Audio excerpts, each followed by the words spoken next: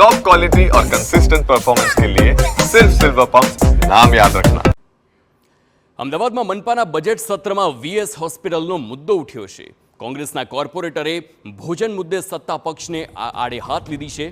VS હોસ્પિટલના વિદ્યાર્થીઓને અપાતું ભોજન નથી ખાવા લાયક તેમ જણાવ્યું છે। બજેટ સત્રમાં વિદ્યાર્થીઓને અપાતું ટિફિન તેનું ભોજન બતાવ્યું છે। 500 લોકોની રસોઈ એક જ વ્યક્તિ બનાવતો હોવાનો પણ આક્ષેપ કરવામાં આવ્યો અને પોઈન્ટ ઓફ ઇન્ફોર્મેશન થકી કોંગ્રેસ કોર્પોરેટરે માહિતી માંગી છે। વિદ્યાર્થીઓને અપાતા ભોજનનું મેનુ તૈયાર થાય તેવી માંગ પણ કરવામાં આવી છે।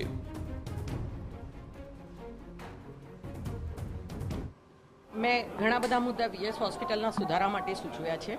એમાંથી પહેલો મુદ્દો હતો કે જે આપણે ખાવાનું આપીએ છીએ, આ ખાવાનું હું પોતે જઈને જોયું, આ એટલી ગંદી હાલતમાં ખાવાનું હોય કે જે ખાવાનું ગળે ના ઉતરે।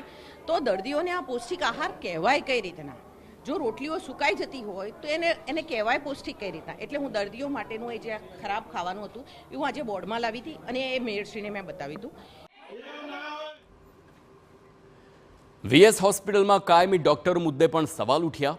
સારા ડોક્ટરોને વીએસ હોસ્પિટલમાંથી એસવીપી લઈ જવાયા। વીએસ હોસ્પિટલમાં આવતા લોકોને નથી મળી સારી સુવિધા।